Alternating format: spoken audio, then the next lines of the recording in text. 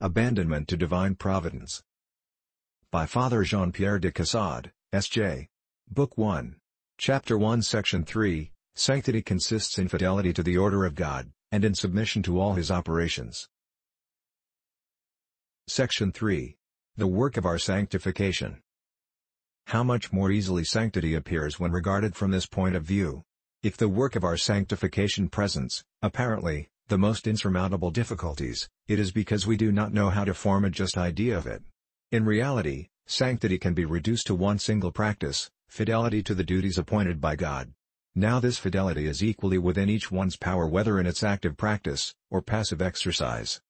The active practice of fidelity consists in accomplishing the duties which devolve upon us, whether imposed by the general laws of God and of the Church, or by the particular state that we may have embraced. Its passive exercise consists in the loving acceptance of all that God sends us at each moment. Are either of these practices of sanctity above our strength? Certainly not the active fidelity. Since the duties it imposes cease to be duties when we have no longer the power to fulfill them. If the state of your health does not permit you to go to Mass, you are not obliged to go. The same rule holds good for all the precepts laid down, that is to say, for all those which prescribe certain duties. Only those which forbid things evil in themselves are absolute, because it is never allowable to commit sin. Can there, then, be anything more reasonable? What excuse can be made? Yet this is all that God requires of the soul for the work of its sanctification. He exacts it from both high and low, from the strong and the weak, in a word from all, always and everywhere. It is true then that He requires on our part only simple and easy things, since it is only necessary to employ this simple method to attain to an eminent degree of sanctity. If, over and above the commandments, He shows us the counsels as a more perfect aim, He always takes care to suit the practice of them to our position and character. He bestows on us, as the principal sign of our vocation to follow them, the attractions of grace which make them easy. He never impels anyone beyond his strength, nor in any way beyond his aptitude. Again, what could be more just? All you who strive after perfection, and who were tempted to discouragement, at the remembrance of what you have read in the lives of the saints, and of what certain pious books prescribe, O you who are appalled by the terrible ideas of perfection that you have formed for yourselves, it is for your consolation that God has willed me to write this. Learn that of which you seem to be ignorant.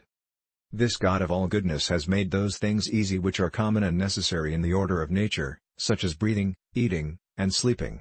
No less necessary in the supernatural order are love and fidelity, therefore it must needs be that the difficulty of acquiring them is by no means so great as is generally represented. Review your life. Is it not composed of innumerable actions of very little importance? Well, God is quite satisfied with these. They are the share that the soul must take in the work of its perfection. This is so clearly explained in Holy Scripture that there can be no doubt about it. Fear God and keep the commandments, this is the whole duty of man. Ecclesiastes 12:13, that is to say, this is all that is required on the part of man, and it is in this that active fidelity consists. If man fulfills his part, God will do the rest. Grace being bestowed only on this condition, the marvels it effects are beyond the comprehension of man. For neither ear has heard nor eye seen, nor has it entered the mind what things God has planned in His omniscience, determined in His will, and carried out by His power in the souls given up entirely to Him. The passive part of sanctity is still more easy, since it only consists in accepting that which we very often have no power to prevent, and in suffering lovingly, that is to say with sweetness and consolation, those things that too often cause weariness and disgust. Once more I repeat, in this consists sanctity. This is the grain of mustard seed which is the smallest of all the seeds, the fruits of which can neither be recognized nor gathered. It is the drachma of the gospel, the treasure that none discover because they suppose it to be too far away to be sought. Do not ask me how this treasure can be found. It is no secret. The treasure is everywhere, it is offered to us at all times and wherever we may be. All creatures, both friends and enemies, pour it out with prodigality, and it flows like a fountain through every faculty of body and soul, even to the very center of our hearts. If we open our mouths, they will be filled. The divine activity permeates the whole universe, it pervades every creature, wherever they are it is there, it goes before them, with them, and it follows them. All they have to do is to let the waves bear them on. Would to God that kings, and their ministers, princes of the church and of the world, priests and soldiers, the peasantry and laborers, in a word, all men could know how very easy it would be for them to arrive at a high degree of sanctity. They would only have to fulfill the simple duties of Christianity and of their state of life, to embrace with submission the crosses belonging to that state, and to submit with faith and love to the designs of Providence, in all those things that have to be done or suffered, without going out of their way to seek occasions for themselves. This is the spirit by which the patriarchs and prophets were animated and sanctified, before there were so many systems of so many masters of the spiritual life. This is the spirituality of all ages and of every state.